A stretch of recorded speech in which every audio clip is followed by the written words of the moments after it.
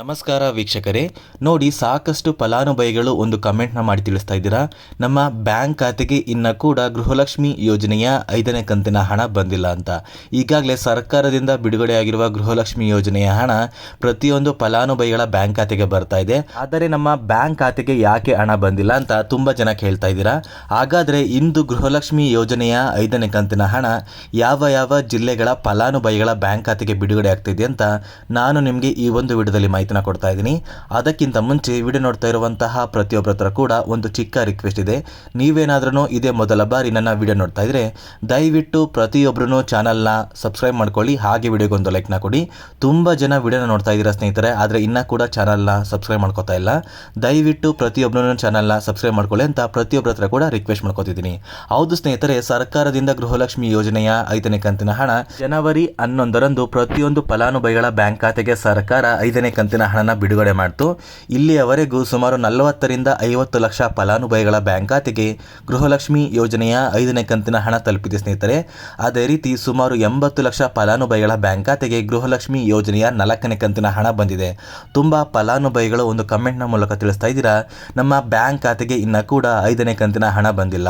ನೀವು ಹೇಳ್ತಾ ಇದ್ದೀರಾ ಸರ್ 5ನೇ ಕಂತಿನ ಹಣ ಬಿಡುಗಡೆ ಆಗಿದೆ ಅಂತ.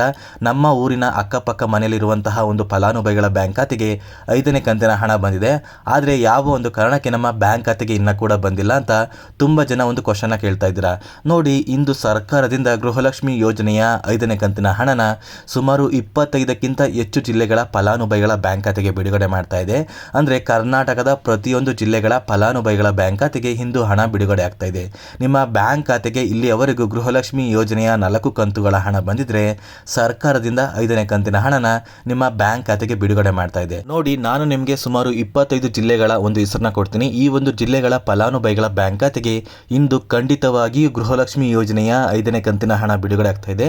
ಆ ಒಂದು ಜಿಲ್ಲೆಗಳ ಹೆಸರು ಏನು ಅಂದರೆ, ಮೊದಲನೆಯದಾಗಿ ಯಾದಗಿರಿ ಜಿಲ್ಲೆ, ಬಳ್ಳಾರಿ ಜಿಲ್ಲೆ, ಹಾಸನ ಜಿಲ್ಲೆ, ಚಿತ್ರದುರ್ಗ ಜಿಲ್ಲೆ, ಮೈಸೂರು ಜಿಲ್ಲೆ, ರಾಯಚೂರು ಜಿಲ್ಲೆ, ಬೀದರ್ ಜಿಲ್ಲೆ, ವಿಜಯನಗರ ಜಿಲ್ಲೆ, ಗದಗ ಜಿಲ್ಲೆ, ಕೋಲಾರ ಜಿಲ್ಲೆ, ಉತ್ತರ ಕನ್ನಡ ಜಿಲ್ಲೆ, ಹಾವೇರಿ ಜಿಲ್ಲೆ, ತುಮಕೂರು ಜಿಲ್ಲೆ, ದಕ್ಷಿಣ ಕನ್ನಡ ಜಿಲ್ಲೆ, ಕೊಪ್ಪಳ ಜಿಲ್ಲೆ, ರಾಮನಗರ, ಬೆಂಗಳೂರು ನಗರ, ಬೆಂಗಳೂರು ಗ್ರಾಮಾಂತರ, ಬೆಳಗಾವಿ, ವಿಜಯಪುರ, ಚಾಮರಾಜನಗರ, ತುಮಕೂರು, ಧಾರವಾಡ, ಶಿವಮೊಗ್ಗ ಈ ಒಂದು 25 ಜಿಲ್ಲೆಗಳ ಫಲಾನುಭವಿಗಳ ಬ್ಯಾಂಕ್ ಖಾತೆಗೆ ಖಂಡಿತವಾಗಿಯೂ ಇಂದು ಗೃಹಲಕ್ಷ್ಮಿ ಯೋಜನೆಯ 5ನೇ ಕಂತಿನ ಹಣ ಬಿಡುಗಡೆ ಆಗ್ತಾ ಇದೆ.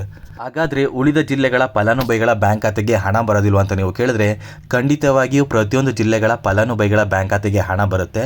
ಆದರೆ ಈ 25 ಜಿಲ್ಲೆಗಳ ಫಲಾನುಭವಿಗಳ ಬ್ಯಾಂಕ್ ಖಾತೆಗೆ ಖಂಡಿತವಾಗಿಯೂ ಇಂದು ಹಣ ಬಿಡುಗಡೆ ಆಗುತ್ತೆ ಅಂತ ಸರ್ಕಾರದಿಂದ ಒಂದು ಮಾಹಿತಿ ಬರ್ತಾ ಇದೆ ಸ್ನೇಹಿತರೆ.